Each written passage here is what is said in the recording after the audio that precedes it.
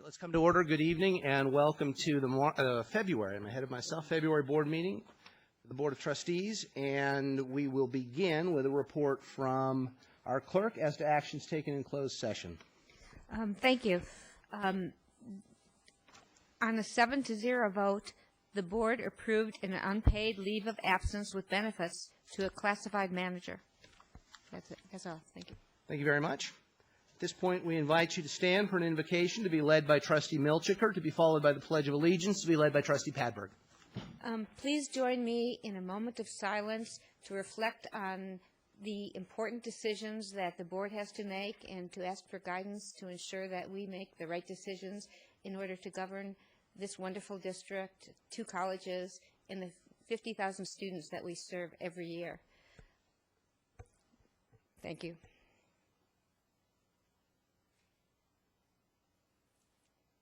Thank you. Please join with me in honoring the flag of our great nation. I pledge allegiance to the flag of the United States of America and to the republic for which it stands, one nation, under God, indivisible, with liberty and justice for all.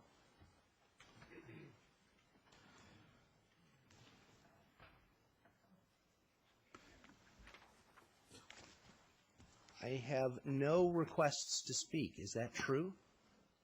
People are learning. Good. Oh. All right. We will move now then to board reports, and we will begin on the end with Trustee Jay. Yes, I'd like to mention that a week and a half ago, there was some 400 people that attended the funeral of Bob Basenko. Bob Basenko spent many years as the Dean of Admissions here. I had the wrong one pressed, didn't I? Former principal of Venice High School, El Toro High School, and Mission Viejo High School. And he came here, spent many years as the Dean of Admissions, and finished up his career as the president of this institution. About 400 people were there, and Bob retired 28 years ago. And I thought it was an incredible turnout with a large number of people from the college, considering that he'd been gone that long. The other thing I wanted to mention is my wife and I went to I call it an artifact sale, but it's the Japanese teapot sale that the district has yearly. And as usual, she bought some teapots, and neither one of us drink tea, but they're not really designed for that. They're beautiful pieces of artwork, and it's still open if you want one until March 11th. So feel free to visit over in the gallery. Thank you. Thank you, sir. Trustee Williams. Oh, due to our late start, I will have no report tonight. We'll move this along. Thank you, sir. Trustee Milchiker. Due to our late start, I will have no report today as well. Thank you. Trustee Padberg. Well, I'm sorry that I can't pass, but I just need to say that I have been put on the Audit Selection Committee. I've participated in that, and tomorrow we'll do another round of interviews. And I also went to the President's Cup, and I would like to suggest to Bill J., Trustee J., that we adjourn our meeting in honor of Bob Basenko. Okay, thank you. Thank you. Also no report tonight. Trustee Fuentes. No report, thank you. Trustee Lang. Thank you. I thought I'd mention that I also attended the opening of the teapot exhibit, like Bill J., at Saddleback College recently, and would like to also commend this fine artistic display to all of you that have not been there to see it. I also attended, like Trustee Padberg, the President's Cup men's and women's basketball game at Saddleback College on Friday, and both games were very entertaining and exciting. I'm sure we'll hear more about that. I have a strange feeling. And I do want to congratulate Saddleback College on their victories. And finally, I wanted to thank everybody in the college community for participating in the survey that assessed district services. We do appreciate the feedback at the district and at the college level to strive to improve our operations and activities. Thank you. Thank you. Trustee Bailey. I also attended the President's Cup at both IVC and Saddleback. Both were really great games, and congratulations to the winning team. Thank you very much. And at this point, we will go to the Chancellor for his report.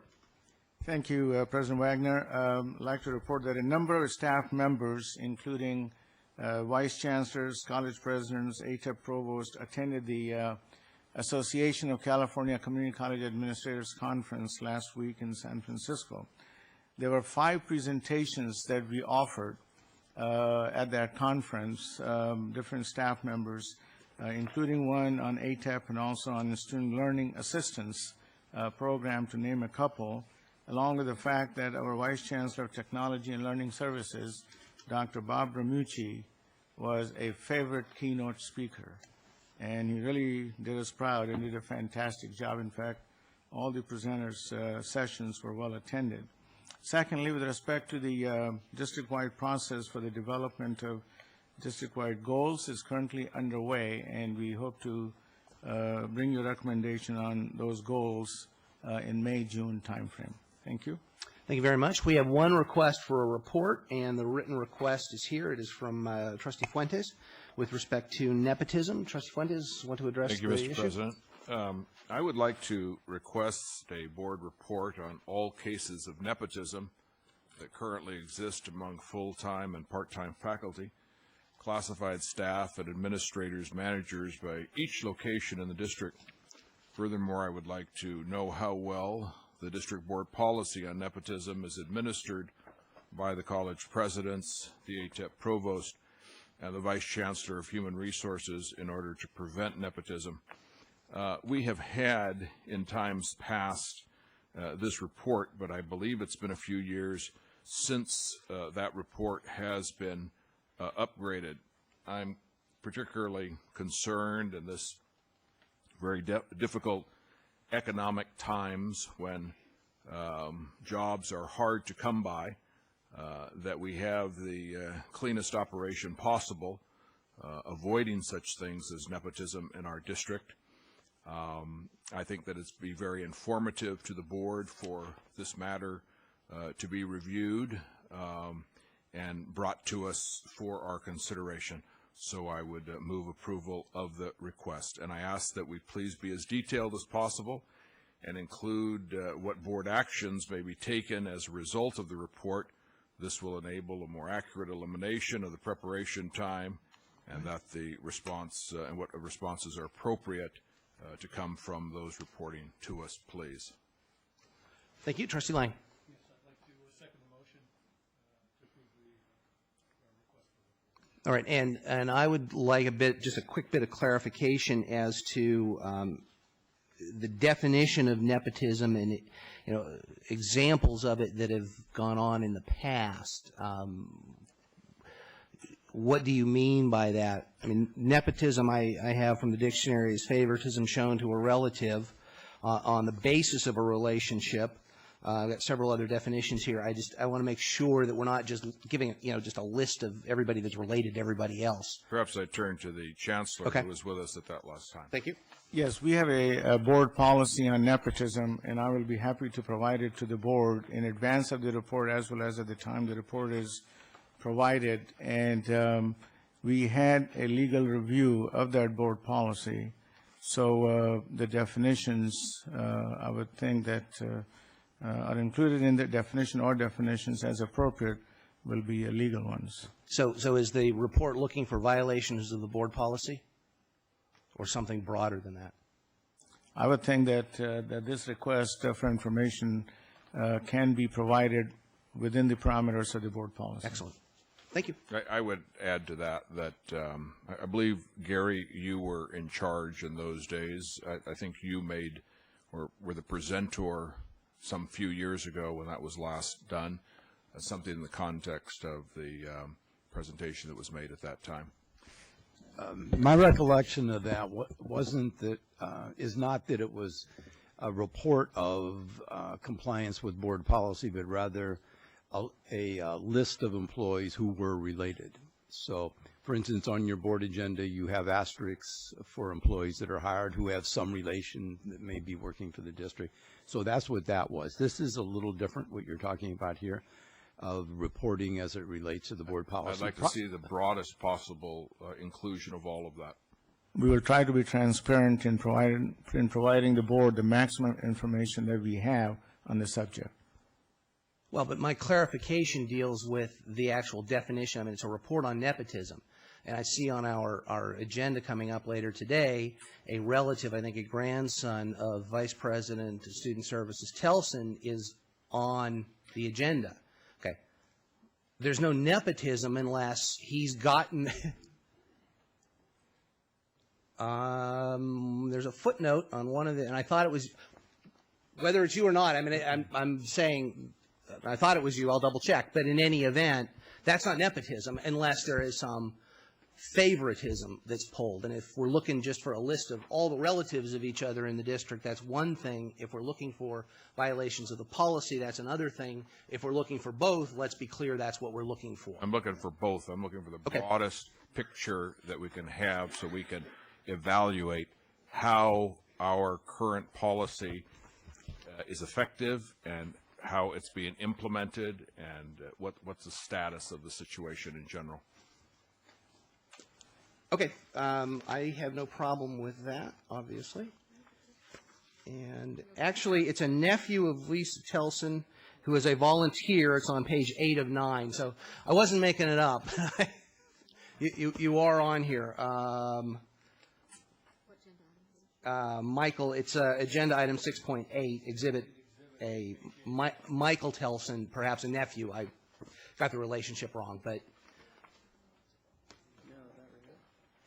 Well, that's a whole separate issue. Somebody used a relationship to try to get a job in this district because maybe they thought that would work. Right.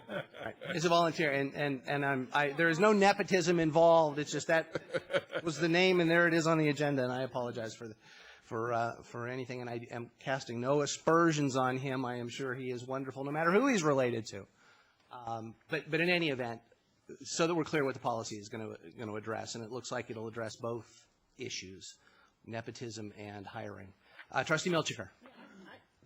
I'd like to know, because the reason that we submit reports to the Chancellor and then we get them submitted ahead of time is because we want to know how much staff time is involved and how much it will cost us to do this particular search. So can I ask the staff how much staff time it would cost them to do a search like this? Chancellor Mather. We have prepared, as it has been indicated here before, we have prepared this kind of report before, and I believe we can provide this report within the next couple of months. The amount of time is not as much as one may think.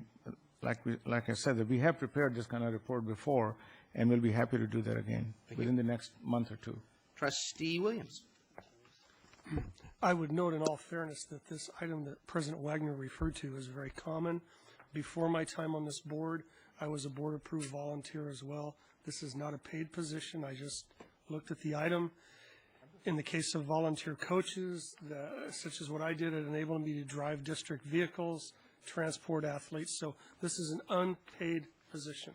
I just want to clarify that. Right, and I'm not casting aspersions on anyone. I'm merely saying that's not nepotism. I just want to make sure that it's cleared. I think we're clear. Trustee Lang. Yes, maybe in the way of clarification, we could exclude unpaid positions as part of that analysis, such as volunteers. It seems to me that's not really striking at the heart of what Trustee Fuentes is aiming for here. Okay. Agreed. Let everybody volunteer. Very good. All right. Seeing no further discussion, let's go ahead and vote on this one. And it carries unanimously, and we look forward to the report.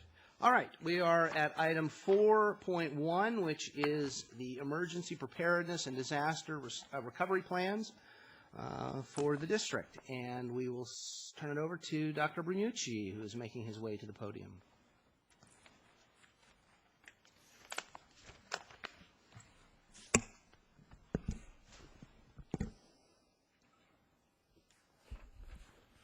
All right, I'll be presenting the district IT portion of this, and then we will turn it over to our respective police chiefs. If we may have the PowerPoint back. Thank you. In IT, we worry as much about preventing disasters as in responding to them.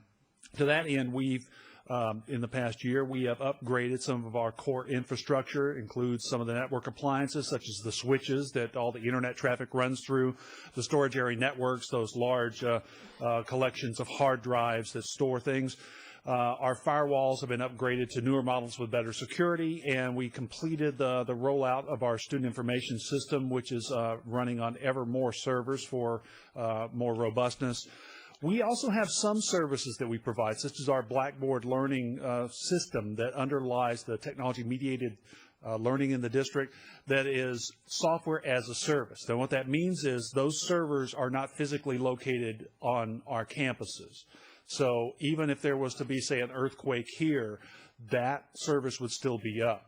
In the event of that, we've contracted with Blackboard. We've increased the amount of storage, the bandwidth, the number of students. So that if we had to, we could even add every student in the district to that in the event of an extended emergency.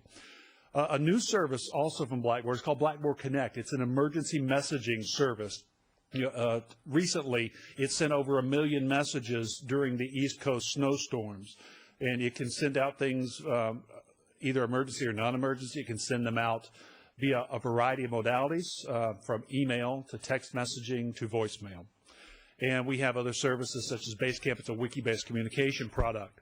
We have beefed up our incident response. We have had for some time nightly backups of the data in the district to a remote location.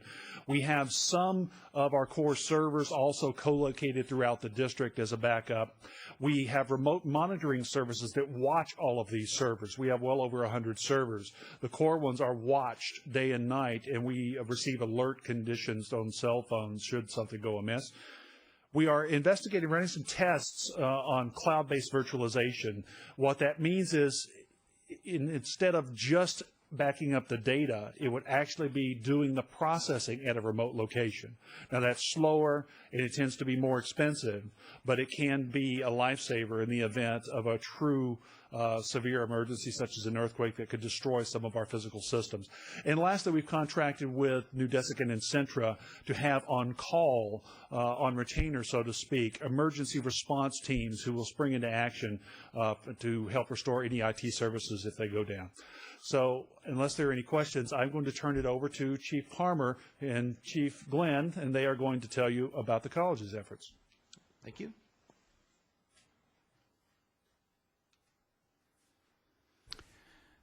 Good evening. We're prepared to respond to virtually any kind of a disaster, and we are focused on multifunctional and multi-hazard response planning. So as you can see from this particular slide, it ranges anywhere from natural disasters to a planned event. Our overall priorities, and I'm not just talking about Saddleback College, I'm talking about the district in general and all of our colleges and all of our sites. This is a synergistic effect that we have and a planning effect. And our overall priorities are life safety, the stabilization of incidents, and the eventual resolution. And our real objective is to return to normal business. Within these areas of responsibilities, we look at several categories, from policy, planning, training, and exercising to the actual response itself. And we really need to focus on the exercising, because any plan within the district is only as good as our last practice, so to speak. One of the complete and very important aspects of any particular disaster plan or emergency response plan is the multi-agency coordination aspects of it. And this not only entails within the district, but also external to the district, the Orange County Sheriff, the fire, any of the local jurisdictions that we may get involved in. Within that, we work very hard to have master mutual aid agreements in services, resources, and facilities. And Chief Glenn will also allude to the fact that we are a resource ourselves with regard to facilities and the staff that we currently have to host mass care and casualties through the Red Cross or anything of that nature. I'll get into a little more specific regarding Saddleback College and the coordination that we've accomplished over this past year. Certainly in April, we all remember the pandemic H1N1 flu scare. And right now, I believe we're still giving H1N1 inoculations at our Student Health Center. There's not a big line there to get them. So if you need one, they're there. In September, we actually participated in the State Chancellor's coordination of the pandemic planning. And then in January, we integrated directly with the county's EOC and Web EOC to exercise some of those plans. The training that we've been involved in ranged from September through February, tabletop exercise in pandemic, incident command system 100 and 700 training with our staff. And then the Emeritus and Child Development Center, we hit those two areas in addition to conducting tabletop exercise with the district services and the Continuity Business Planning Council. We just recently did that this month. We have some systems and equipment that we put into place. The BSafe database is fully operational. The BSafe database is a database that has pictures and floor plans of all of our facilities, and we have first responders that can access both campus police and Orange County Fire and Orange County Sheriff's Department as they're en route to a particular incident. It's a wonderful program, and it's updatable as we need it. We have safety information videos that are currently on our website for both staff and students. All of our equipment has been upgraded within our department. We've aligned and adopted. And I think this is a very important aspect of what has occurred this past year. Chief Will Glenn, I have to acknowledge my colleague at Irvine Valley College. He formulated a absolutely outstanding emergency operations plan. We've been refining ours for years, to be candid with you. When I saw Chief Glenn's, I said, why reinvent the wheel? Let's adopt one uniform plan and let's put it into place. So now we currently have an emergency operations plan that is just uniform across the board, both for district, ATEP, Saddleback College, and IVC. That's the kind of cooperation and the kind of integration that we really need to get involved in within the district. It's okay to do things individually and within our own unique characteristics, but there is some overall architecture that we can definitely become mutually supportive on. We've also established a mobile emergency command operations center. Many of you will probably remember the old Channel 39 RV that was donated many years ago. I turned a couple of my staff over and said, let's make this into a mobile emergency operations center. And with a little bit of internal funding from categorical funds and nothing out of the general fund, we've established this EOC. Now we can take our radios out of our station, plug them right in here, and go any place, anytime, anywhere. I like being expeditionary. It's my old Marine Corps training. Chief Glenn. Thank you. Good evening. Partnerships are important not only between us, IVC, and Saddleback College, but also with the community at larger. What we've been doing as part of our planning is partnering with various different governmental agencies that we feel will be important for mutual aid in case of a disaster or major emergency. American Red Cross is one of those organizations which we've partnered with. Part of the state emergency plan indicates that community colleges will serve as care and shelter locations. So we've partnered with them to make sure that we have that capability and that partnership to be able to provide that support. We've also drafted a campus business continuity plan. It was primarily in response to the H1N1 outbreak. And what we did is we actually formed a wiki. And what that does, what it provides, is quick answers to situations that may arise during the epidemic situations such as H1N1. A pool of information relating to HR issues, a pool of information relating to public information and how we provide that as a campus in conjunction with the district, those types of things. One of the other areas we've been focusing on is equipment acquisition so that we can improve our emergency response. We've constructed a communication center within the police facility, and the purpose for that is that in an emergency, communications is such a vital resource. Within that communications center, we've also installed a communications console. It's a radio system that provides interoperability with all the government emergency response agencies, bar none, whether it's fire, Orange County Fire Authority, public safety through a police department, or any other public response agency in the county. We can talk to them through that. To make that facility effective, we also created some dispatcher positions. Those dispatchers will go through a 120-hour training course that will make them qualified based on posts, the Commission on Police Officer Standards and Training requirements, and therefore we'll have professionals who will be able to respond in an emergency in a professional way. We've also, part of that partnership with the American Red Cross, we were able to obtain a 20-foot storage container, and it contains supplies for 300 individuals if we have to convert our campus into a temporary storage facility. That container includes cots, blankets, hygiene, foodstuffs, and those kinds of things. So that was a $20,000 grant that we were able to get through the federal government, which I think was a positive thing for us. We've also initiated a building marshal program at both IVC and ATEP. The idea of the building marshals is that we all have people who are trained to help us evacuate buildings in case of a disaster.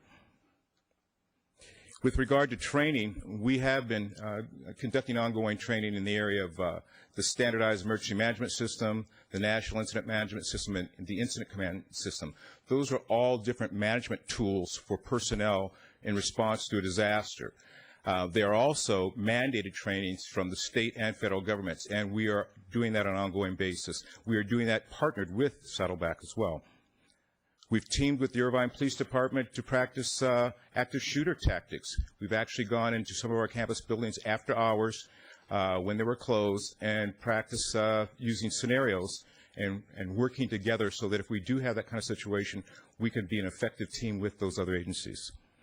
And we also are conducting monthly presentations under the title of Staying Safe at IVC, where we talk about different topics from month to month regarding emergency preparedness and other crime prevention topics. And lastly, our exercises and emergency operations, we've been active in that area as well. We conducted the campus evacuations from IVC and ATEP back in October when we had the great California shakeout.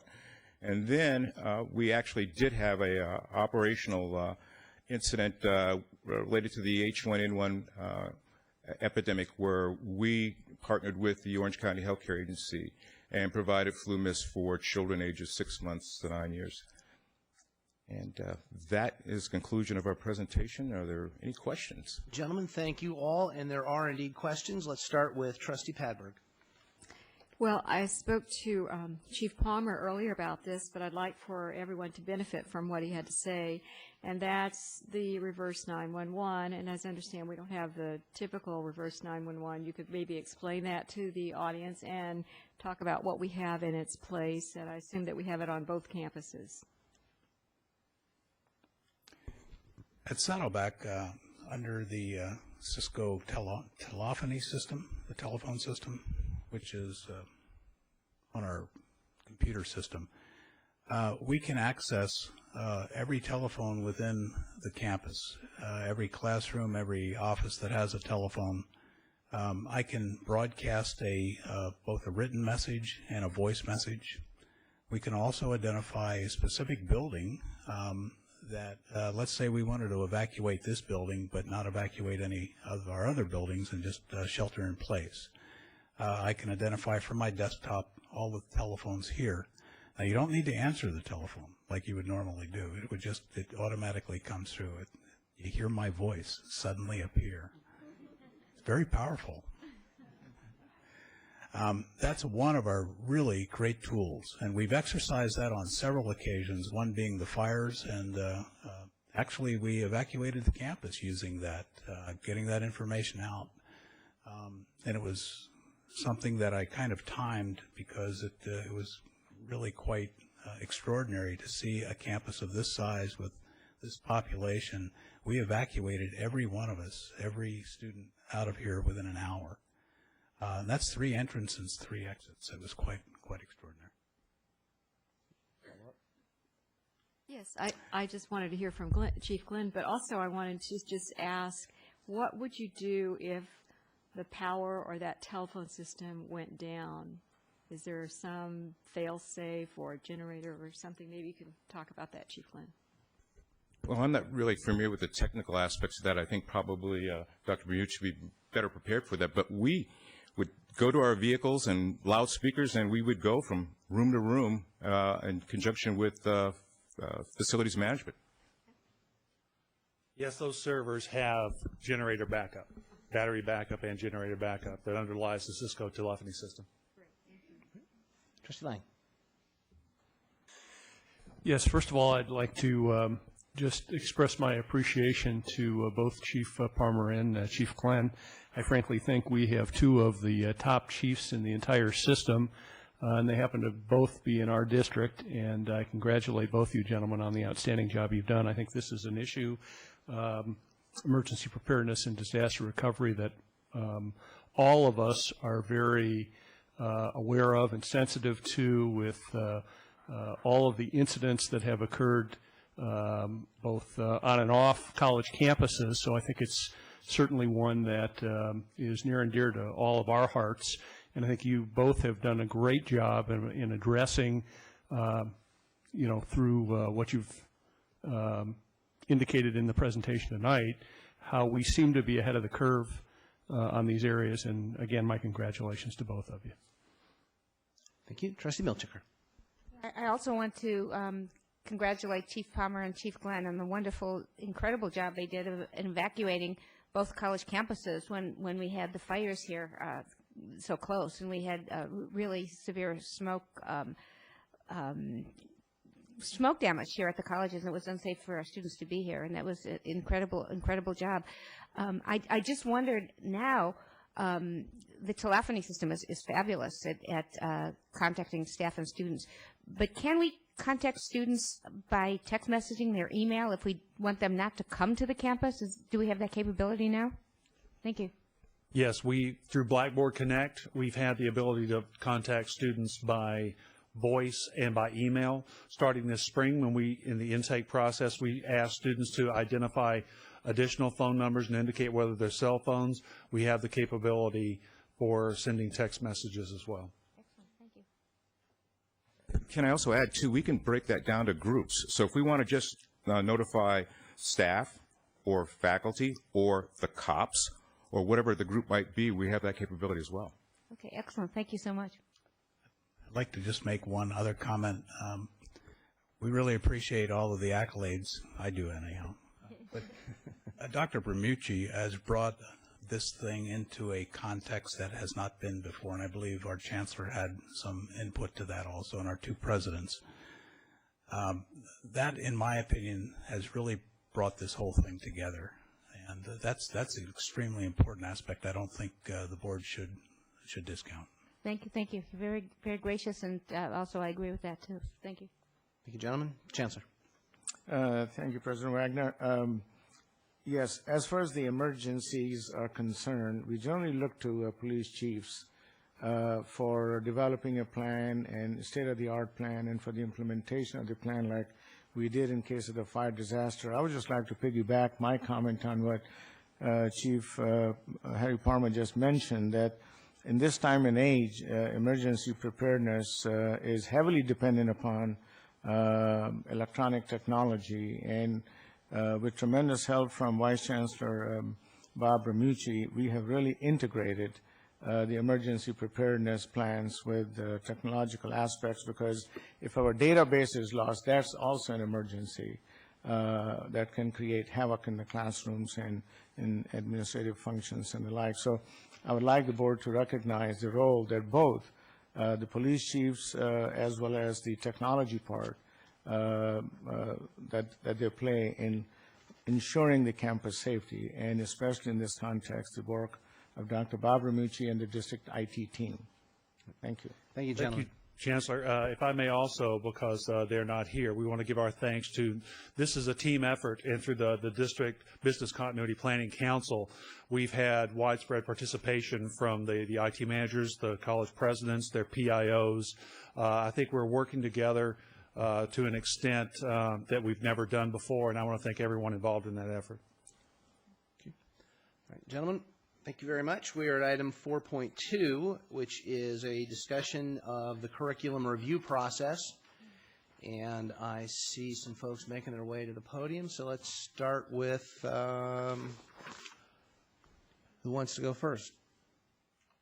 Professor Cosgrove? No. Professor Cosgrove from Saddleback. Thank you very much. This is the board meeting where curricular issues come before you. And David Francesco is here, who is our curriculum chair at Saddleback College, and he will try to answer questions, as I will, if you have some.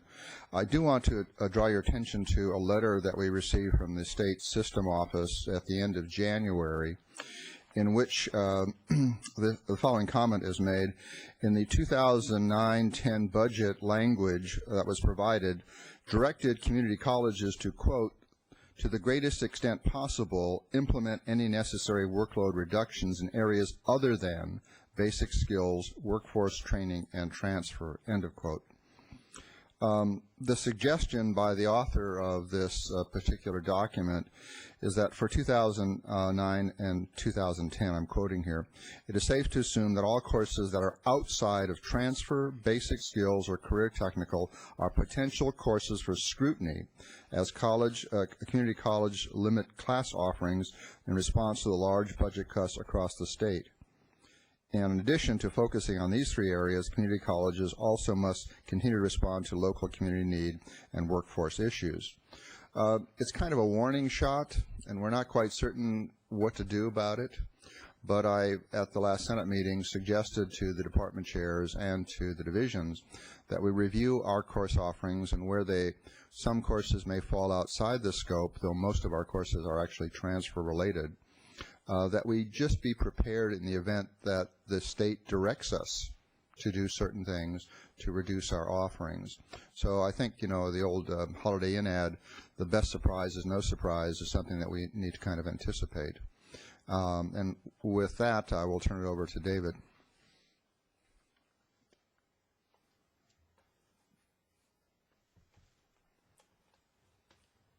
Just like to make a couple brief comments. Tonight we're just presenting from Saddleback our course offerings. At the next board meeting we plan to bring all of our programs, but we reviewed close to 1,000 courses and versions this fall, which is really just an amazing amount of courses. I want to thank publicly Linda Basher and Brooke Lang especially for all their hard work, the curriculum specialists in our office. And also just to make a quick comment, our biggest challenge this year has been working with and implementing a new curriculum system, which many of you have heard of, called CurricuNet. We're very optimistic, and hope that in a short period of time we'll have everything up and running. But in that regard, I would like to thank President Burnett and Vice President Verdian and our Academic Senate President as well, Bob Cosgrove, for their support. We've found some issues that needed to get resolved, and in preparation for accreditation next year, we want to make sure that all our ducks are in a row. So we're taking some decisive action with some clerical support to make sure everything is up and running and correct. So we're excited about the progress that we're making there. And so we'll be back, I believe, next month at the next board meeting. Thank you. Thank you very much. Are we ready for Professor Davis Allen? Well, I'm just here to introduce our presenter to the board this evening. Jody Titus is a professor of geography, teaches in the School of Social Sciences, And in spring of 2009, she began her service to the IVC Academic Senate Cabinet as a cabinet member. In the fall of 2009, she took on the role as chair of our curriculum committee, and I might say is doing an outstanding job. So I will turn this over to her and let her give the report. Thank you. Thank you. I did submit a couple of PowerPoint slides, and hopefully they're here. Yes, no.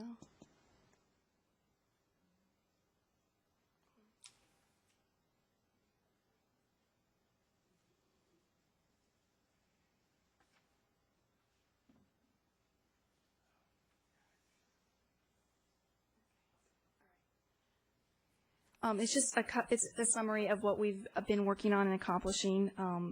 The first is the table that actually shows you all of the courses that have been approved since November. So I have November, January. Oh, apparently they're here. Okay. It'll be easier since it's a lot of numbers to see the table.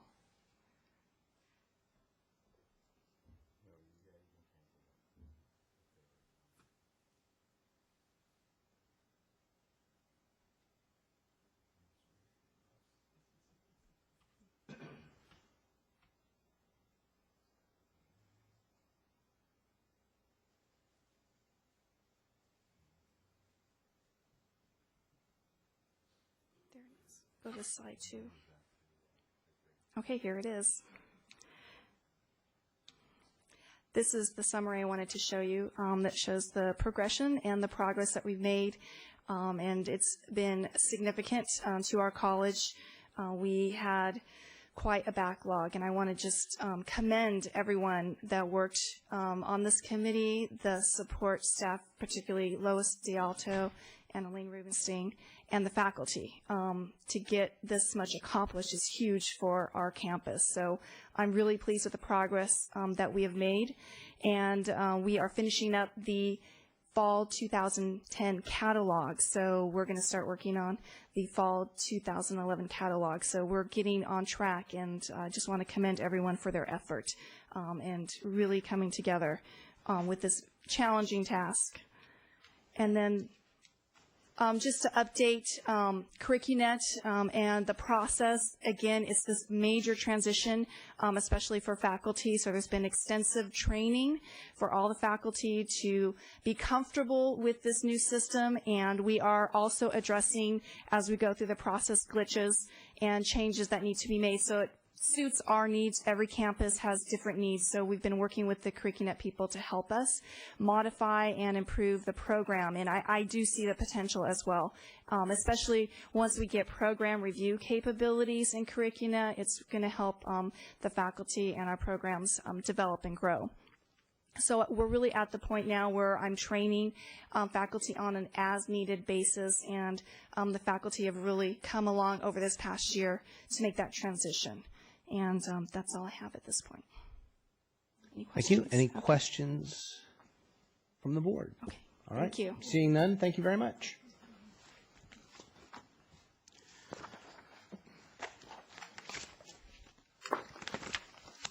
We are to the consent calendar, and I am going to remove item 512 merely for purposes of abstaining. Any other requests to pull? Move approval of the agenda. Trustee Lang. I'd like to pull 5 and 5.7, please. Trustee Padberg. 5.19. Move approval of the balance. Second. Moved and seconded. Let's vote. And the balance carries unanimously. 5-5, pulled by Trustee Lang. Let me, for discussion purposes, entertain a motion for approval. Move approval. Second. All right. Trustee Lang. Yes, my concern about 5.5 was that we are apparently engaging a consultant for a program review of a program that does business with the firm that the consultant is with. And so I wanted, I'm concerned about the conflict of interest issue here, and wanted the administration to make some comments about that. Sure, Trustee Lang, this is for a program review. As you probably are aware, just reading from our curriculum committee, that program reviews are conducted by the faculty and by the programs themselves anyways. It's a self-evaluation. And if you look under the contract, it shows the type of things they look at: mission, vision, are they meeting the goals, SLOs, et cetera. This particular program, Cosmetology, as you know, we contract out the program and the management of the program to this firm. So, but in that contract does not include for them to do actually a program review. So we give them basically ask them to please do the program review. We give them the payment for it. Note that when they do that program review, just like any other program would do for themselves, self-evaluation, it goes through the college process. And where it goes, it actually goes to our EPA committee, Educational Development Committee. Oh, I got that wrong, Bob. Planning committee in the academic senate that actually reviews all program reviews. And then it actually goes and they make a presentation to our consultation council. So it's really just because it's a special arrangement with them in particular that we have to pay them, or we pay them to do their program review, which is outside of the contract. Okay. Does that make? Sort of, kind of. It still, I guess, bothers me a little bit that it seems like there's an inherent conflict here of paying somebody to review their own program, if you will. True. If you look at it, though, faculty are already paid and they're asked to do their own review of themselves and their programs as well. So it's kind of similar in that regard. Yeah, but where it's not similar is it's an outside contractor that we're paying to look at their own program. Well, I don't know. It just well, I'm going to pass on to my Vice President of Instruction, who's obviously standing up there having something more to add and might do a much better job than myself, so I apologize. No, President Bernard, I think you've said almost everything that we have to say, but what we also need to add to this is that in future contracts that we will be awarding Lake Forest Beauty School, we will include the section where they will have to do a program review for the program that they offer to Saddleback College, just as our faculty members do a program review for the program for which they are responsible at the college. Okay, thank you. Thank you. All right, seeing nothing further, let's vote on the item. Matter carries unanimously. Item 5.7, which is also pulled by Trustee Lang, I'll entertain a motion to approve. That's the Loop Road project. Move approval. Second. Moved and seconded. All right, and Trustee Lang. Yes, I guess my continued concern with this project is that we know presently that it's on our list of projects to do, basically. We've made an allocation. We know that allocation is insufficient. It's likely that, I suppose, the architects that we would be hiring would validate either that or even a greater insufficiency in terms of what's been budgeted for the project. And so, I guess my concern is that we continue to dodge the issue of how we're going to pay for this project, and that concerns me.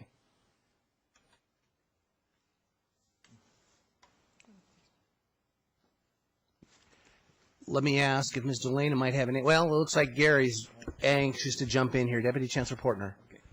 I think that the issue of how we're going to pay for it should follow our determination of how much it's going to cost. And while I understand exactly what Trustee Lang is talking about, the purpose of this particular contract is to have professionals look at the loop road. We've been talking about this a dozen or more years around here. We don't know exactly where it's going to go. We don't know exactly what the soils issues are everywhere. We don't know really what the cost is total. We suspect that it's going to be more even than the amount that you see here. But if we came back to the board now with a recommendation for funding, likely we'd have to come back again because we haven't validated what the amount is. That's what will come out of this particular contract. And when that's done, and then we can deal with how's it going to be paid for. Trustee Padbury.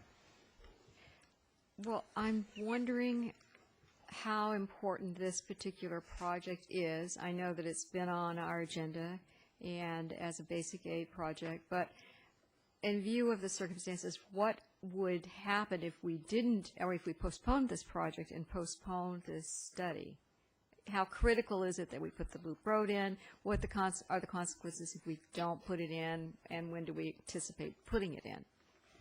The Loop Road project has been, as we say, been talked about here for a long time, rose to a higher level the last time we did our master plan, because as we identified the buildings that we needed, we started looking for locations and how are we going to access that location? What's the circulation going to be on the campus after that? Well, now we're about to face a new master plan, and we're going to be dealing with those same issues, and the Loop Road will come up again, and we still won't have the answers. Thank you. Chancellor Mather. Thank you. Loop Road has been talked about in this district for approximately 30 years. And in the meantime, we have done master plans several times. So that's how long we have been discussing this item. I believe Trustee Lang's question is directed towards another larger issue of diminishing basic aid dollars, projects where basic aid dollars have already been allocated either for a match or in terms of a project like this, or a new building project, or for building renovation project. And even if we find out, see right now, based on the numbers we have in front of us, there's a difference of about $2 million. But as Deputy Chancellor Porter mentioned, we want to do this as a study to find out exactly what the cost will be, and then figure out who's going to pay for that difference. And board really needs to have a discussion on that larger issue. And I hope to bring this item to the board's attention for board discussion in the near future, so that we begin to prioritize some of the projects for which the basic aid dollars have already been allocated, and also make a distinction between the kinds of projects that the board is going to use basic aid dollars for continued augmentation, or as the case may be, or some projects for which the college has to come forward through its own savings to pick up the difference, rather than keep looking to the district to continue to fund each and every project of this sort from basic aid dollars, because we just don't have enough of basic aid dollars to do it all. Thank you. Thank you. Trustee Williams. Well, the Chancellor took the words out of my mouth. This has been an issue since I've been on this board, and probably since Trustee Milchiker has in 1985 when she was first elected. I've been a supporter of this project from the beginning. The Loop Road is very important in the movement of traffic. Now, when student populations weren't nearly where they are now, that wasn't so important, and I see we have the Assistant Chief of Police has come in. Now we have record-breaking numbers of students coming onto this campus.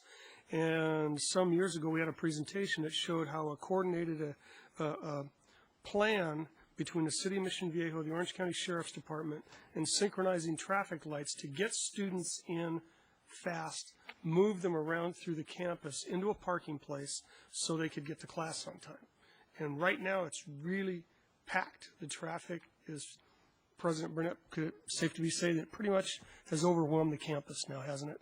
So this is very important to serve the students, to get them into the campus, into a parking place, so they can get to class on time.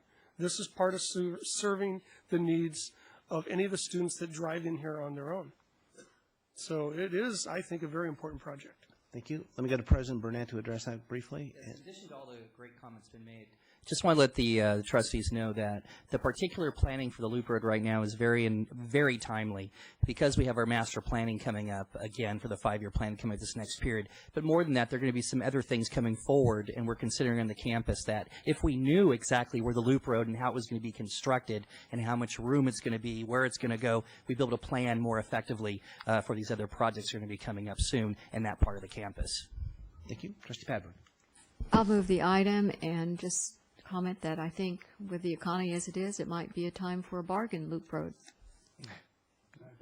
Second. Is there a second? Been moved and seconded. Seeing no further discussion, let's go ahead and vote on the item.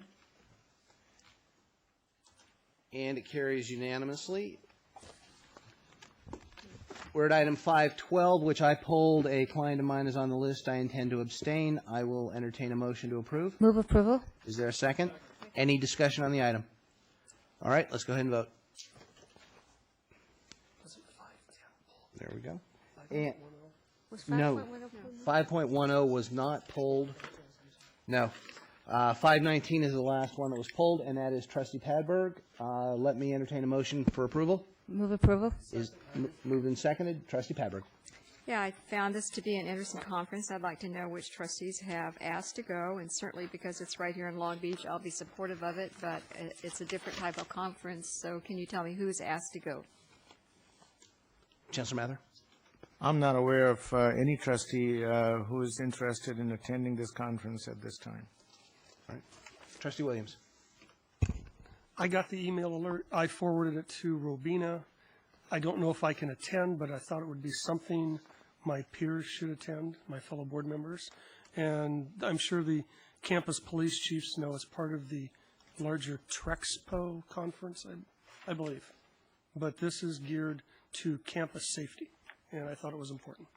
Thank you. Trustee Padberg.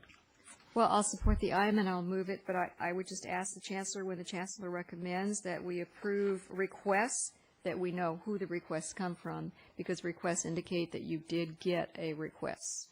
So I'll move the item. We'll be happy to do that. It's been moved and seconded, and seeing no further requests, let's go ahead to speak. Let's go ahead and vote. And Trustee Fuente, please. Thank you, sir. Matter carries unanimously. We are at.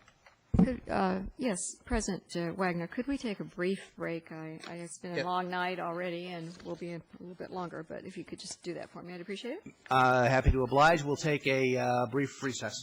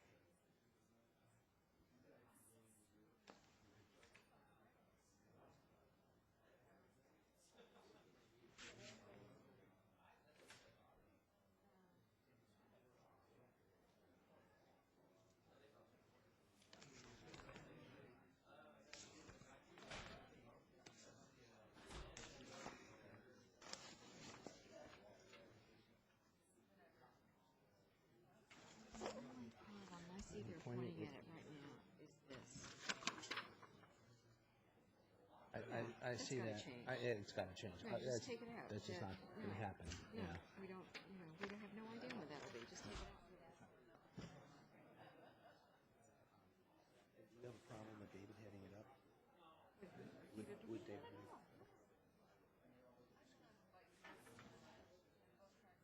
Looks like there's a conference. Look, there's a conference going on there or something. Doesn't it? Who are we missing? We got John.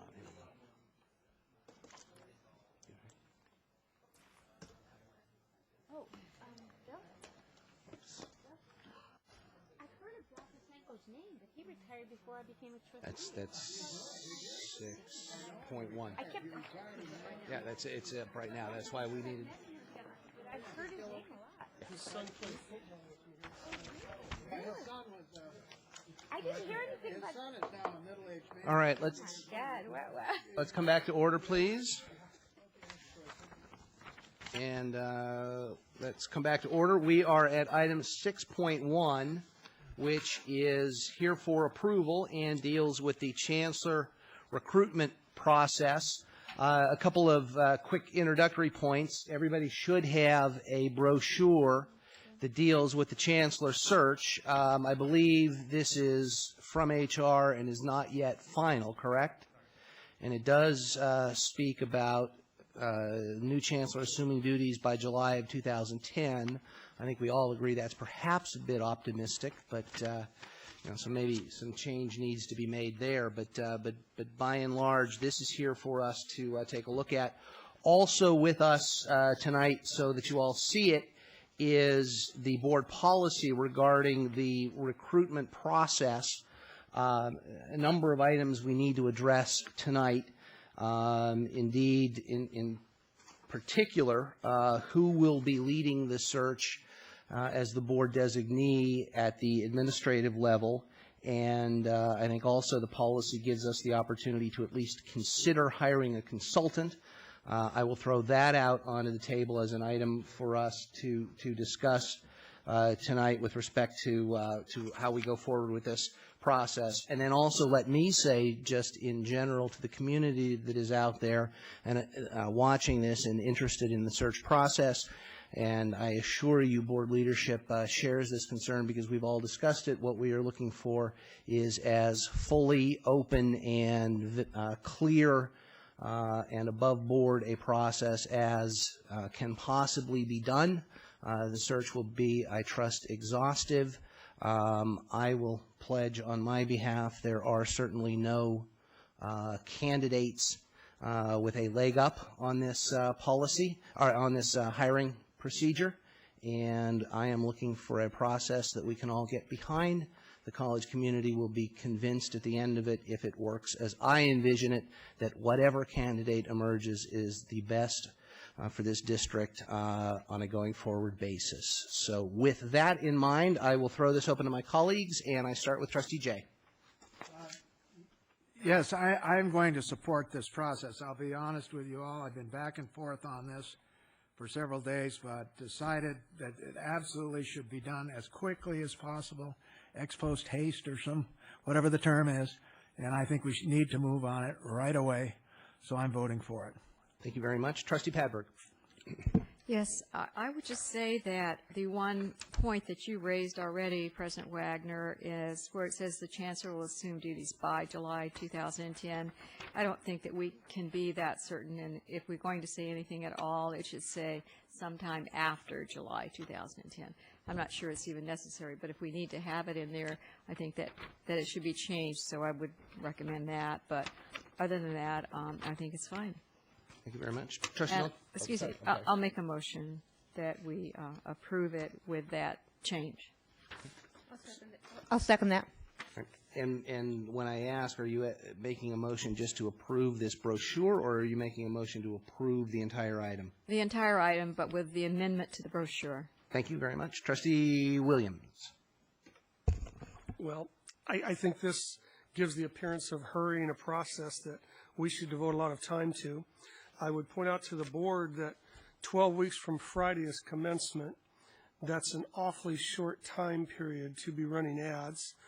Faculty members will be serving, as you'll see in the page 4 of 9 in the board policy. Academic senates each choose one faculty member.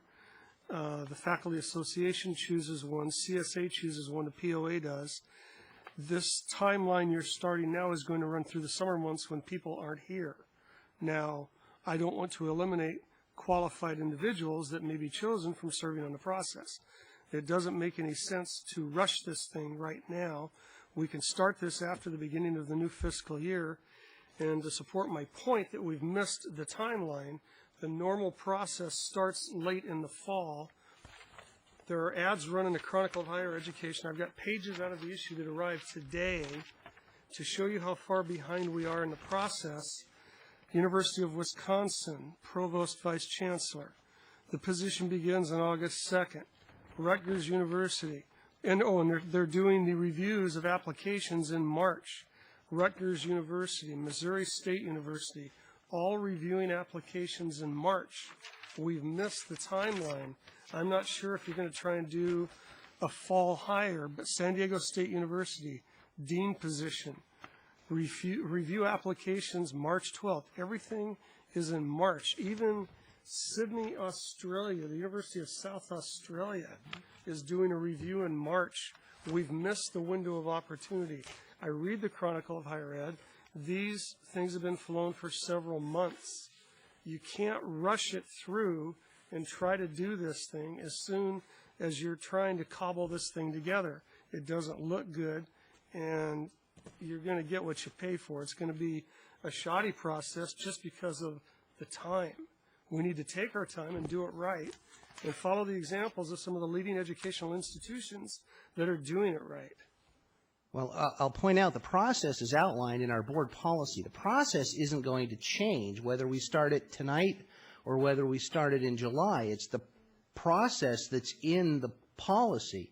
Right. It's just a matter of, do we want to start now in the hopes of having a shorter interim period, and I think we all recognize there probably will be an interim period. Do we want to start now, or do we want to have a longer interim period later? And it seems to me, for the purposes of stability in the district, the shorter the interim process, the better. But the process itself is outlined in the policy, and that's not going to change whether we start it now or whether we start it in some later time, in my opinion. Trustee Fuentes. Well, I'd like to respond. Go ahead. I'd like to respond to that. I've been on this board for 17 years. I've participated in these search processes. You don't start them now and run through the summer months when the committees aren't up and running. If you're going to do a good process, you probably can get away with forming the committees now before the school year ends, but they don't begin the deliberation process, paper screening, and all of those things until they come back from the summer break. And if you look at the makeup of the committee, the board or chancellor has 6 administrators and managers. You have faculty, POA classified. You, at best, could form the committees before the school year ends. Then you're in prime vacation time for the classified people that take vacations and faculty that are off. Then begin the process when everyone is back in August. But we can't be rushing this thing like you're trying to do in the next 3 months. Again, I'm not sure why it's a rush. I think that, first of all, people are back in August. So, I mean, if you're talking about putting it off until July, you know, that's a month there. People are back in August. I don't see a problem. And also, you know, I have no idea how they do things in Australia or about some of those dean positions you read us about, but a chancellor search, if, you know, faculty members are interested in a chancellor search, we give them the late spring and early summer. They're off for a couple of months, and they come back in August. I don't see a rush. We're simply following our policy. But I maybe would we're not going to agree on respond, that. the timeline is what I'm talking about. The policy is fine. The procedure is fine. But we've missed the window of opportunity. Normally, academic leadership recruitments like this take place, conclude by the end of the academic year. And I alluded to Australia as an example because they're in here. And to our south, the California State University system is doing the same thing, San Diego State. We missed that window of opportunity. Mid-year hires are not very common. And you need several months' notice to run the ads in the Chronicle of Higher Ed. Thank you. What's the lead time on that? We missed it. All right. Thank you. Trustee Fuentes. Mr. President, I'm very concerned about the rush in this process. A motion was made without a presentation by the Vice Chancellor of Human Resources. I've never had a presentation on what is the hiring process. I don't know that anybody here has. This is something that should be exposed to our constituency. The people ought to understand what it is we're doing. To do this in a cloak of darkness with moving it before even a presentation is made, I'm very disappointed in this so-called draft brochure.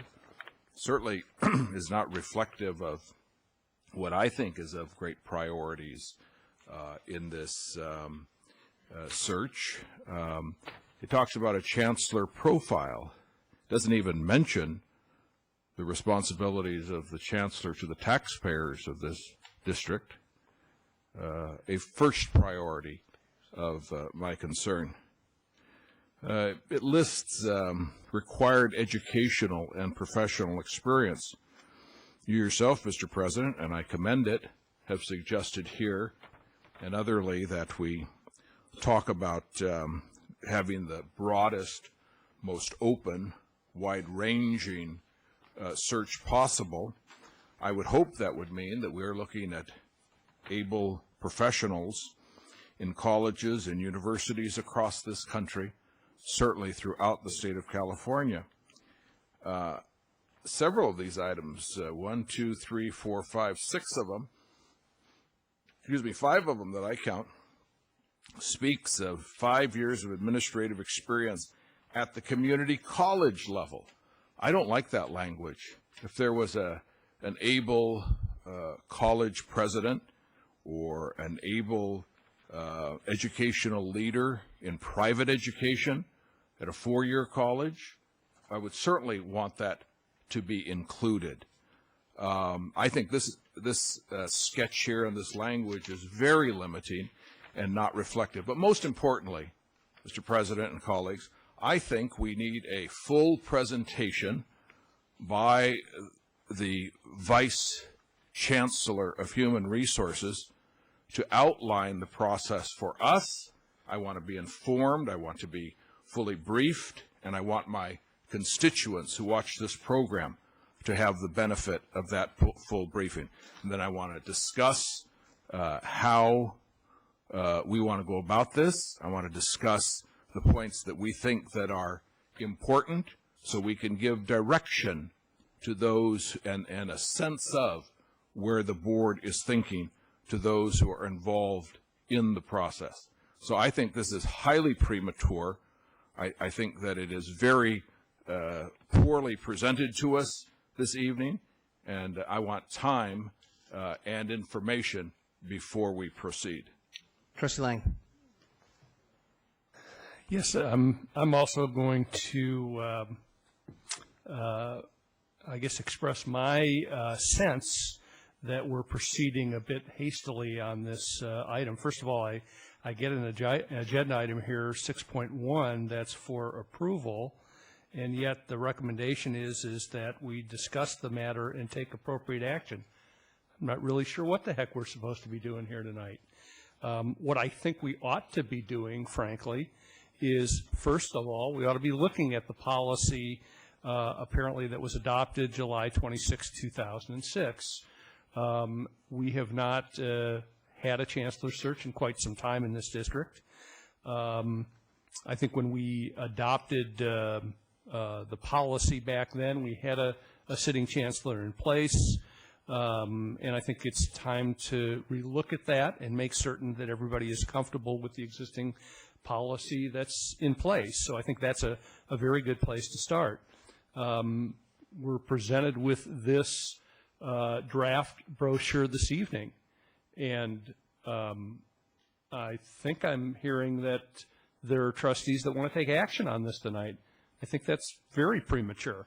I've not had a chance to really look at this at all, and I see, again, like Trustee Fuentes, several problems, not the least of which, as you've indicated, is it indicates a date in here that I think is very unrealistic.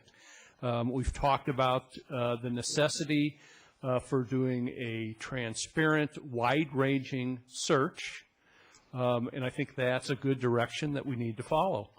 There's plenty of time in which to do that. I think we need to be very, very deliberate and open with respect to this process.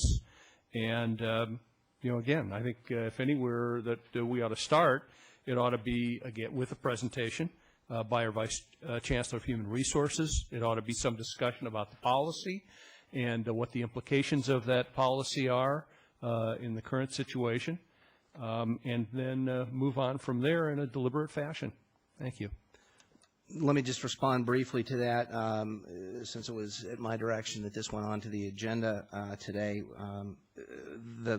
The idea that we would revisit the policy in the middle of the Chancellor's search kind of undermines the entire point of having a written policy. A written policy tells us what we do when the circumstances arise.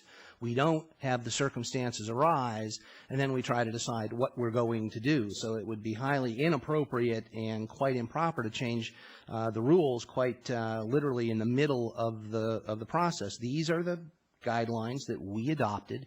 These are our policies, and they are in place for just such a circumstance. The circumstance does not cause us to change the policies. In terms of getting presentations, again, I'm a little unsure what presentation you want. The policy is here for us to read. We're making no final decisions today. We have questions. Are we going to hire a consultant? We have a question as to who is going to direct the process, but the process is going to be an ongoing one. This brochure, correct me if I'm wrong, Vice Chancellor Bouguet, is not a final product, is it? And you are soliciting and will continue to solicit after tonight's board meeting concerns from board members, right? And there's even been, and I'll tell you folks, some talk, and I think all of you know this, talk of a special meeting that would address precisely what the board is looking for in its next chancellor. So all of these concerns are actually, in my view, relatively good concerns with the exception of changing the policy. It's just that this is not the time to address them. We're just looking to get this process started, and now is, in my view, the time to get it started. Trustee Milchiker. Thank you so much. I have been on the board many years, and the chancellor search is the one job that the board does itself. And if we want a presentation, we have to ask someone for a presentation. If we would like Dr. Bouguet to make a presentation to us about how a chancellor search is conducted, we have to ask him to make this presentation to us. So we don't automatically have someone automatically appear and give us a presentation about how to do a chancellor search. We have to do it ourselves. And it's us that sets the trajectory so that we get the most the best chancellor that we can for this wonderful, wonderful district and our two wonderful colleges and ATEP. I think that we should get the process started, and I think we should go through it deliberately and carefully. And certainly, I truly believe that the first thing that we should do is have a board meeting with just the members of the board, and if we need a facilitator, that would be okay, or anybody else that would like to come, and we would need to discuss what we are looking for in a chancellor, and what are our top priorities, what kind of a leader we'd like. There's all kinds of different things we're looking for, and then when we come to closure on this, then our suggestions, what we want in the chancellor, the requirements that we're asking the chancellor, will be put in the brochure that we will come out of this particular exercise that the board does. And this particular exercise that the board does will not only have the really excellent process of having us determine what we're looking for in the chancellor, what we need, and what the district would be good to bring us through this next decade, but it's a way of having the board start to work together on this, because we need to work together on this process, and we all need to make sure it's open and honest. There's a lot of participation, and we come out with really the best chancellor we can get. So my feeling is let's get started, and let's have a meeting first with the board and determine what qualities you want, what direction we want this district to go, what are the recommendations, what are the minimum qualifications that we want to have for our chancellor, what are the things that we would like to have, what we're looking for, and then put this in a brochure and send it out. Meanwhile, we could start getting the word out that we want to have a good chancellor, that we have a good board here, and we're a great district. We're at a wonderful location. Certainly Southern California has the best weather in the whole world now, and it's certainly in the nation. So we're a fabulous place to work. And so I think we should get started and do it deliberately. We did put together this board policy, 72406, and it was put together. It was voted unanimously on the board, and it might not be perfect, but it is our board policy. So I personally think that we should move forward using the board policy, but that's up for discussion too. If we want to change the board policy, we can change it and move forward. And certainly there's no rush. As you mentioned, the faculty comes back mid-August. We have a requirement on the committee for there are a number of faculty to serve on the committee. If they're gone, we'll start the search and then wait till mid-August and start it again. So I personally urge the district to move forward and in a positive, growing manner, positive way that will help bring our district into the next decade and be the best district that we can provide for our taxpayers. Thank you. Trustee Padberg. Well, before I make my comments, I'd just like to make a motion to extend the meeting until 9:30. Okay. All in favor? Aye. Aye. Opposed? Abstentions? Carries unanimously. Okay, I agree. I think that we need to start the process, and we can make adjustments as we need to. And the only objection I have to the draft of this brochure is the date. Maybe we don't even need to say anything, but certainly we need to change it so it's not by July 2010, because it may well go beyond that. And we don't want to rush it. We want to get a good chancellor. So that's all I have to say. Trustee Lang. Yes, and actually I think Trustee Milchiker helped to make this point a little bit, and that is that just because we have a policy in place doesn't mean that policy is cast in concrete. We had a sitting chancellor at the time that we adopted this policy. I think now that we're at the point where that policy is about to be tested, again, I think that's really the starting point, is looking at the policy. Everybody may conclude that it's a terrific policy, and that's exactly the policy that we want to follow. But I think it's certainly worthy of taking a look at it now that the circumstances are on us, that we actually have to execute that policy and fill that position. Trustee Williams. I think my biggest concern that troubles me is there's no timeline presented in the agenda item. Just the date of July in a brochure, which I didn't see until I got to the board meeting. How long are we going to advertise this position? You have the Community College League, which is a huge resource. They have a conference in May every year. That's where a lot of these brochures are talked about, put out on display. We need to adequately expose this thing in the Chronicle of Higher Ed and other publications. There's turnaround time. I didn't say I was opposed to moving forward with a process, but the timeline should not be rushed. And I would point out that even though the chancellor is the only employee that reports to the board, if you look at page 8 of 9, I think it is, of the process, we don't even get involved till the second level interview. So the board does not conduct this process. It's conducted by a committee under the guidance of HR. You've got an EEO representative on board. You've got an orientation. You've got to have all of this. The committee members are trained in what you can and can't do, so you don't violate someone's rights in a process and have to start over. This is very serious business. We shouldn't be rushing it. The July date is ridiculous. This thing should be flown a good 3 months in the Chronicle of Higher Ed and other publications. Get the committee members on board before school is out, but have a period where they come back in August and work on it.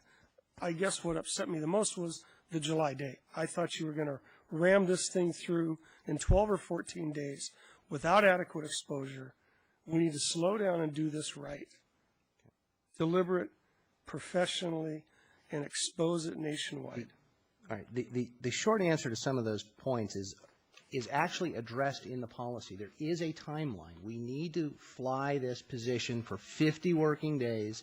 We can extend it if necessary. We can get our committees up and running. We can have our board designee get this process going.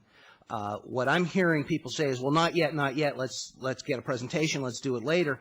The timeline and all is addressed in here, and there's plenty of opportunity for the process, if necessary, to slow down. But the question is, why not get it started today? We're here. We know we have a need for it. We have a policy. It has, John, I think you, Trustee Williams, I think you made some of our points. The policy actually addresses those concerns. And, of course, nothing is set in concrete. The policy is in concrete. It is our policy. We don't change the rules in the middle of the game. But the committees can review and make their decisions. And, we won't get involved until later. And that's just the way it should be. But I'm not seeing a reason to stop everything now. Personally, I don't see a Do you reason. plan on discussing this again at another meeting? Oh, because undoubtedly. we need to discuss whether or not we're going to employ a professional search firm. We're going to discuss that tonight. You're going to discuss That's that going to be tonight? discussed tonight. Okay. Right. But, and yes, it is the expectation there probably will be, and sooner rather than later, a special session, a special meeting to iron out some of these details. The only question is, are we going to put everything on hold at this point until some future date, or are we going to at least empower administration to get started? Trustee Jay. I do think we should have a special meeting on this immediately. The first couple of weeks here come to mind. By the way, there's nothing wrong with hiring chancellors in the summer. We've hired chancellors in the summer, a couple of the best that we ever had, Lombardi and Sneed, both hired in the summer. Lombardi was asked back here twice, actually. And, they were both here many years. The result of having a chancellor search right now means there's lots of good candidates that have been disappointed elsewhere during the year, too. So, and believe you me, the hiring of a chancellor is important enough to faculty so that they'll be here in the summer, if that's when the interviews are. So anyway, I encourage us to move forward as quickly as we can. It will take the required number of days advertising. We can extend it if we don't like the candidates on the paper search, but I think we need to get started. Thank you. Thank you. Trustee Fuentes. I contend that we're putting the cart before the horse. We received today a brochure, poorly written, inadequate, and incomplete, with numerous items that are worthy of discussion. And we're expected to vote to approve and get started on a process that we haven't had presented to us. This board deserves a presentation by the Vice Chancellor of Human Resources to tell us what is it that we're being asked to vote on. And our constituents who watch this on television are deserving of knowing, and the media is deserving of knowing so that they can tell the world what it is that we're getting about. There's language in here that ought to be reviewed, finessed. We don't know what we're approving if we approve to go forward this evening. We need to have that special meeting. We need to have first a presentation by Human Resources to lay it out before we vote on it. Otherwise, this is a train rushing down a track that doesn't need to be having a matter as important as this railroaded. And I just believe that this needs to be taken till next meeting, have the Vice Chancellor make a presentation to us, lay it out so we can know what we're voting on it. Let us discuss. So I therefore move to table this matter to the next meeting. Motion to table is made. It is a non-debatable motion. Let's vote on the motion to table. And the motion to table is rejected. Trustee Lang, you are next. Again, I just would ask, you've agendized an item for us tonight, but not indicated what it is that you want us to approve. And I'm curious about that. I'm in favor of hiring an outside consultant. I certainly have perhaps a person in mind that I think ought to head up the committee and things of that nature. Is that what you want to talk about tonight? Or is it some other aspect of the process? I'm just very unclear. I think that this has come to us very ill-defined in terms of what action you're looking for us to take. I think we need to be much more thoughtful about this whole process, and that's why I supported the motion to table. Well, Trustee Milchiker? I'm sorry. I just wanted to say that nobody's ramming this down anyone's throats. We have to pick a chancellor. That's coming up, and we're just bringing it forward. The president of the Board of Trustees, I think very rightly, put it on the agenda to bring it forward so we could discuss all these things, discuss how to do it. No one's going to magically come up and make a presentation for us unless we ask someone to do it. This is the board initiated, the board. But I'm asking, process. Marcia. I'm asking.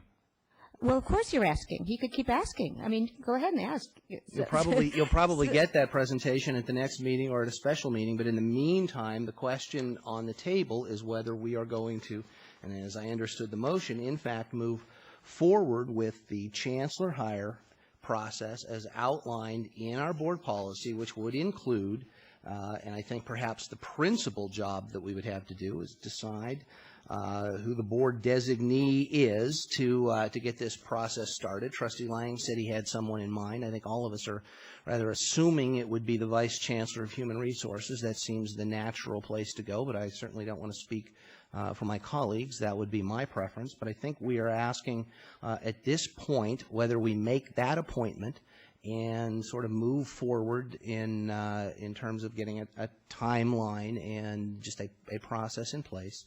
The other consideration, and we don't need to make a final decision, would be whether we will in fact hire a consultant.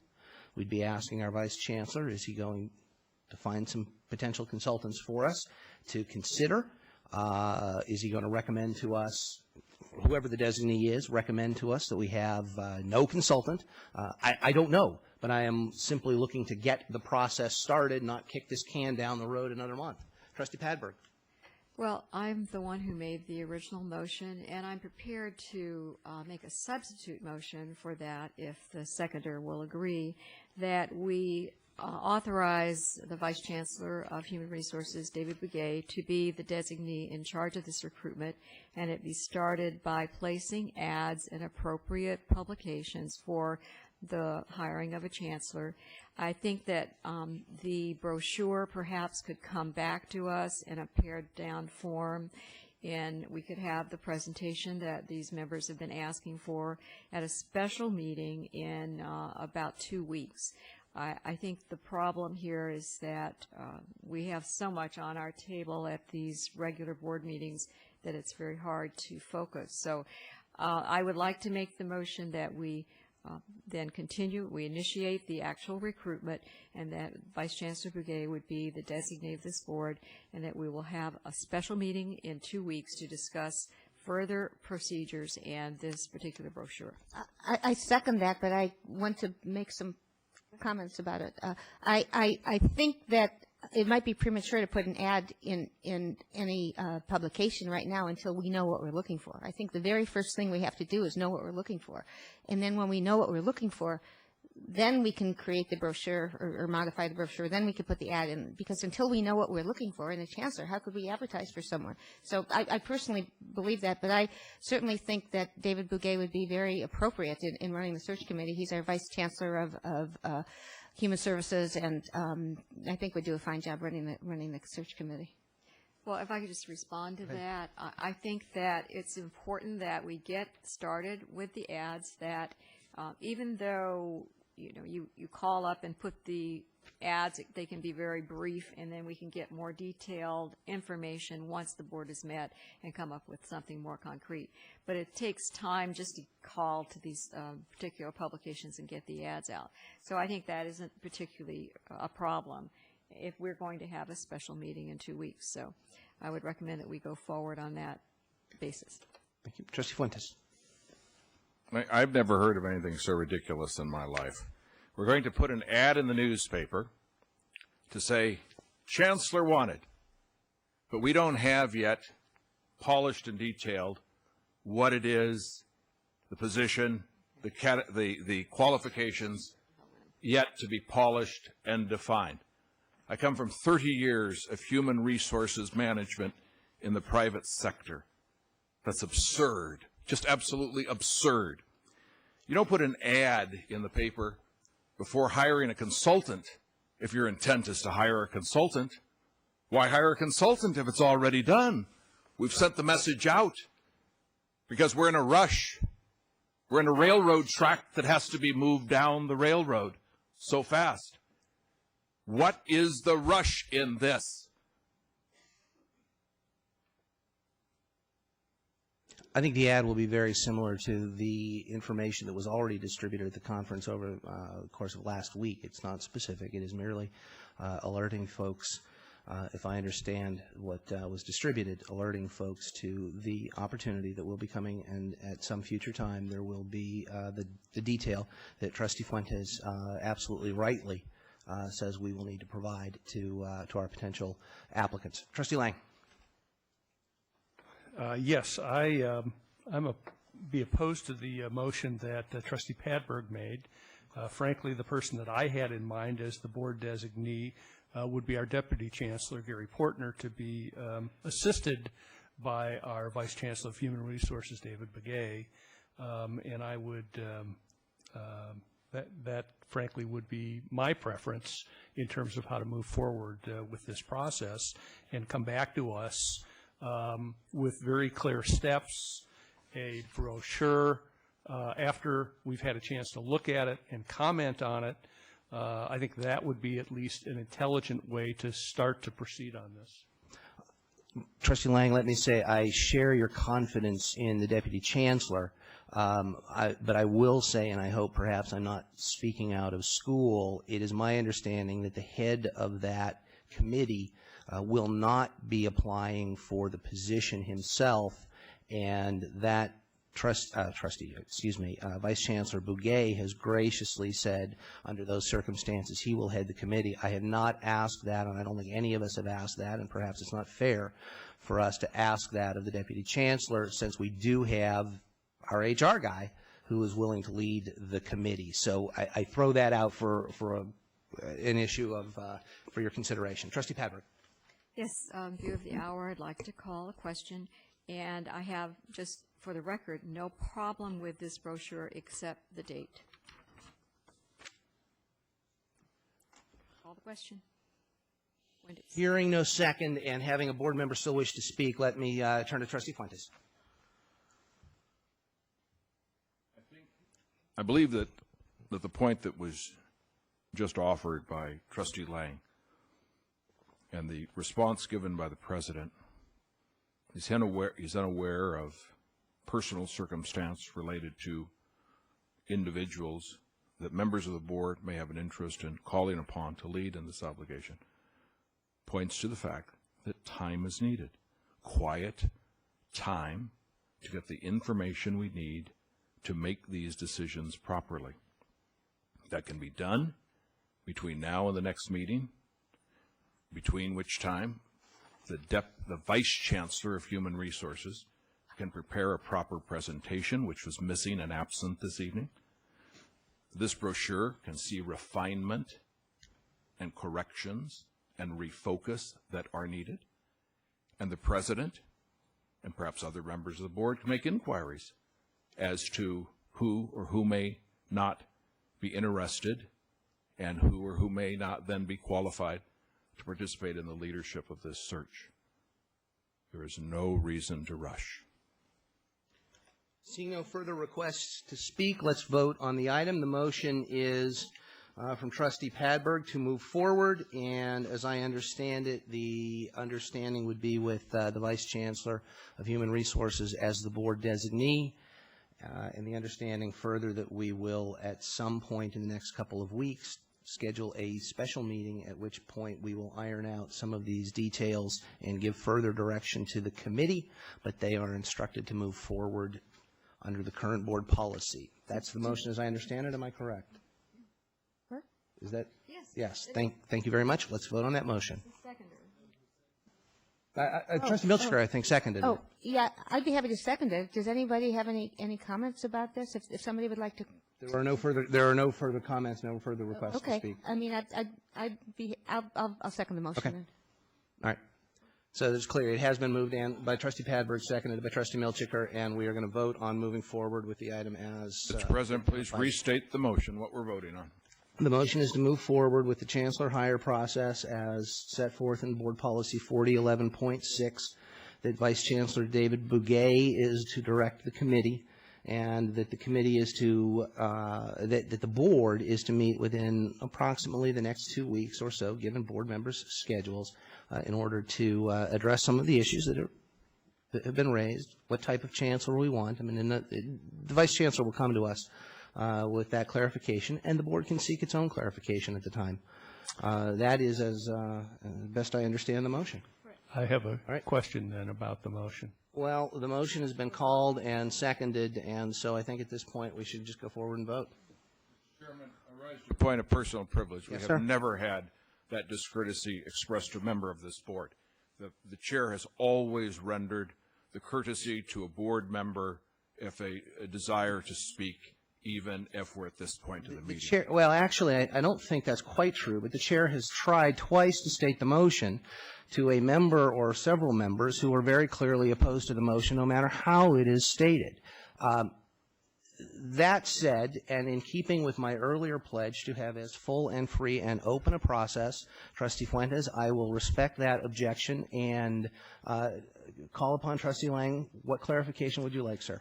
Well, the clarification that I was seeking, that if you read Board Policy 4011.6, it provides for separate definitions for chair of the hiring committee and board designee, which would be the Board of Trustees appointing an alternate designee to oversee the hiring process. And I'm not quite certain what role we're approving with this motion tonight. It was very clearly the board designee. Whether he also serves as chair, I don't know, but I think we mentioned board designee. You used the word chair, though, when you Okay. stated it. I appreciate the clarification. I am glad we had that opportunity, and I thank you and Trustee Fuentes for making sure that we get that clear. It is my understanding, and let me confirm with the maker of the motion, that Vice Chancellor Bouguet will be the board designee as so defined in this policy. Correct. All right. Are we clear? Now let's vote. Matter carries with 4 yes votes and 1 advisory no vote and 3 no votes.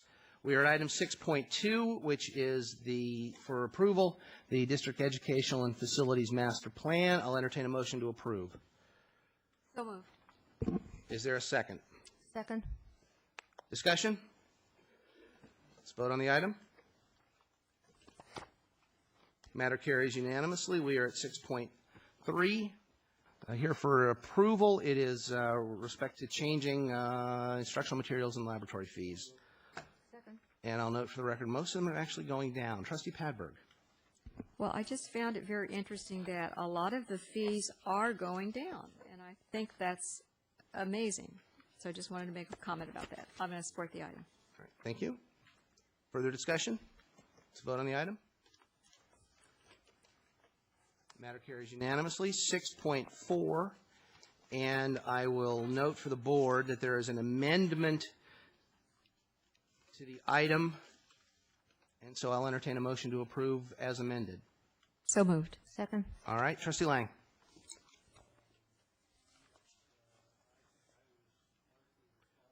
Mike. Largely responsible for the amendment to this item, and I'm trying to find my copy of same. and being singularly unsuccessful, but there was a, thank you, on the example that was provided in 2.3.3, in year one, I'd just like to change that amount to what I think should be 46,667 from 46,6667. What is it? Here. Got an extra 6 in there. Oh, extra 6. Yeah. Okay. All right. The amendment is so amended to correct the obvious typo. That's a lot of money that first year. It is. Discussion? All right, it's here for approval. Let's vote on the item. And except Trustee Fuentes is absent. Can you indicate absent?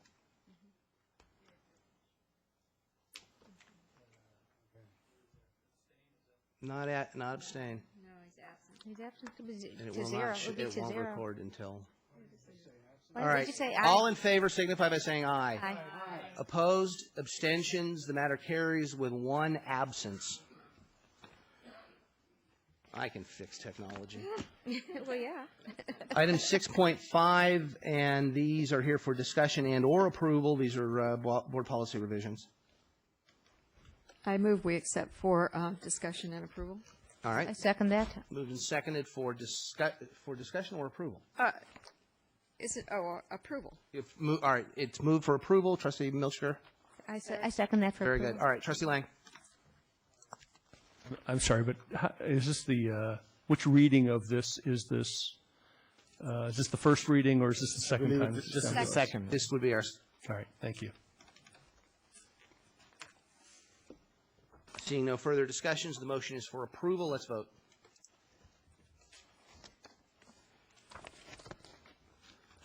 Item 6.5, excuse me, 6.6, the Marian Bergeson Award nomination. Mr. President? Yes, sir. Mr. President, I'd like to take this opportunity to nominate our board colleague, John Williams, to be the nominee of this board for the Orange County School Board Association Marian Bergeson Award. I'm a lifelong friend of Marian Bergeson. I know the qualities of educational leadership that Marian has put forward in our community and in the state of California, by which this award came to be named for her. I think that John Williams, as a exceptional colleague of ours, exemplifies those qualities, those values, that integrity, that commitment and dedicated to service. And I think that we can be very proud as an entire board to submit his name. Yes, I'll second it also. And I think Trustee Jay jumped in with the first second, but let it be seconded perhaps almost by acclamation. All right. Trustee Williams, do you decline the nomination? Or? I accept, and thank you very much. All right. Let's vote on the very worthy nomination. Matter carries unanimously. 6.7, our personnel items, and they are here without amendment or change. I'll entertain a motion. Move approval for the personnel items as listed. Are there any changes? No? There are no changes, and I think seconded by Trustee Jay. Discussion? All right, let's vote on the item. Matter carries unanimously. 6.8, classified personnel action items. And there is one amendment. Hang on, let's get the amendment before the motion.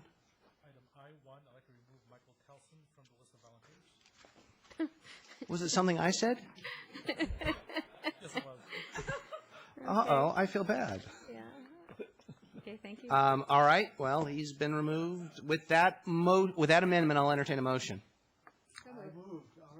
Sorry, all right, thank you. Moved and seconded, and let's vote on the item.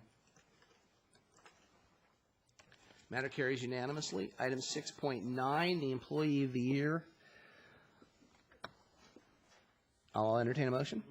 Moved. I'll second that. Moved and Very, seconded. very nice nomination. Discussion on this nomination of another very worthy award recipient.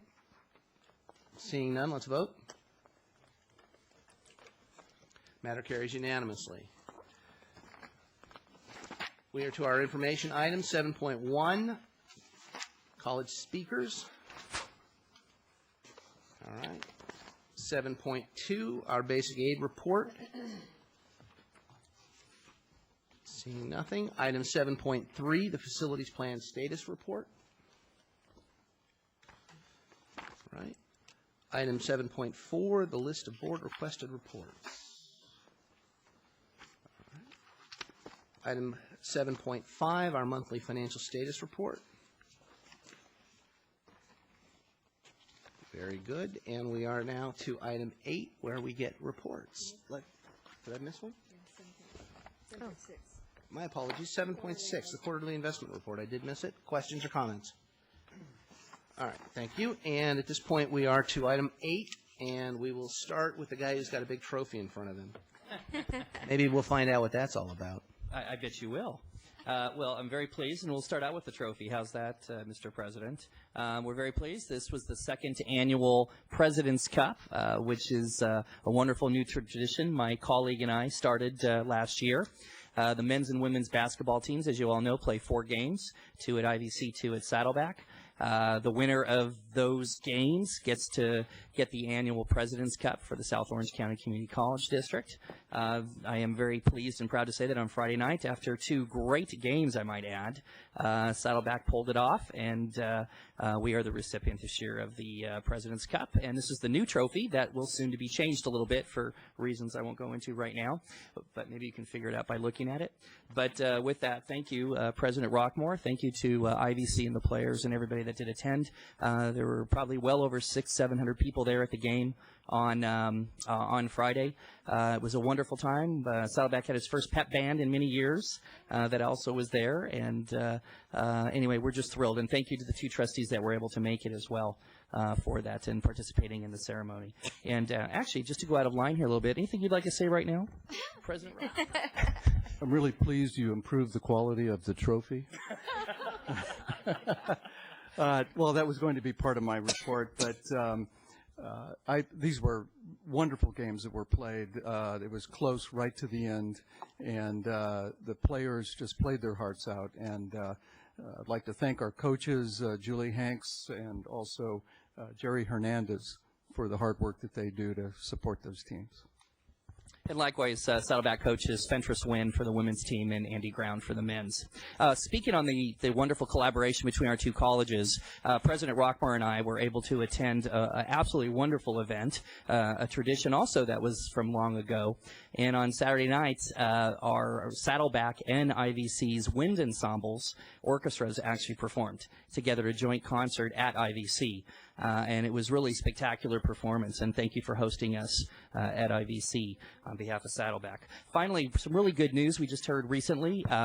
We were fortunate to receive a gift of $200,000, our foundation, and most importantly, we were able to apply that to the Osher Challenge. So now that becomes a $400,000 contribution for our scholarship program. So we're very pleased, and you'll hear a little bit more information about that in the future. And that's all I have for tonight. Thank you. Trustee Padberg has a comment. I just want to comment on the game Friday night. The 2 teams were terrific, and I've never seen the gymnasium as full. And there was some kind of a special youth program that we had elementary school students from most of the. You want to speak about that? Capistrano Valley District. They had I think about a half a dozen elementary schools that were there, actually. Yeah, so it was just a wonderful night, and it's a great event. I don't know who came up with the idea of the President's Cup, but a terrific idea. President Rockmore. Well, we are tag teaming here a little bit, so I would just like to add a congratulations to Todd Burnett and Saddleback for that win. And also to continue with the tag teaming, the joint concert really was spectacular. There was something special about having both Carmen Dominguez and Stephen Rochford there to conduct those. The hall never sounded better. It was absolutely fantastic. And due to the lateness of the hour, I'll move on at this point. Thank you, sir. Provost Beagles. Thank you. Just some brief comments tonight. Moving forward nicely with some discussions this last month and then again this week with our district leadership team. with discussions of clarification about ATEP, and even did a survey this last week, collected additional information, and those discussions are going well. And the other thing I just wanted to mention is we're moving also forward nicely with what we call the ATEP Development Forum, which will be a group including faculty from both colleges, administrators, managers, and support staff will be in attendance, really to start some serious discussions about which indeed will be the first programs and courses that will move and I should say would potentially expand or grow to the ATEP campus for the next build-out. So those discussions are going nicely. Thank you. Thank you. Professor Davis-Allen. In light of the hour, I have no report. Professor Cosgrove. A very short report. Last Friday, we had a 6-hour accreditation retreat, which we went over our draft, or a good part of our draft. And I want to commend the 4 standard chairs, Diane Pestalacci, Tony Tang, Carol Hilton, and Carmen Dominguez, and my co-chair, Dr. Rajan Verdian. And with the strong support of our president, we had one of the most cooperative, supportive, helpful presentations ever since I've been involved in accreditation at this school or elsewhere. So I was really pleased with the outcome of it, and we'll continue our retreats until we get this job done. Thank you. Professor Haggerty. Thank you, President Wagner, but I have no report tonight. Thank you. And seeing no one on this side of the room, my friends, we stand adjourned in memory of Bob Bosenko. Bob Bosenko. Ladies and gentlemen, thank you.